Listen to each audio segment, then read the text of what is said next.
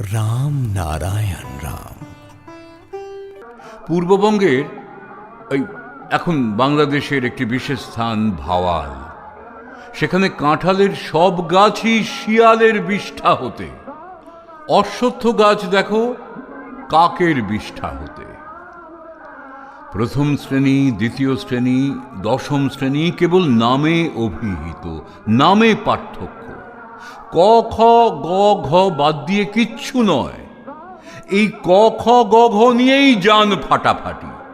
আবার আমি কি তোমার, তুমি কি আমার, সবই এই ৩৬টা অক্ষরেরই মার প্যাঁচ।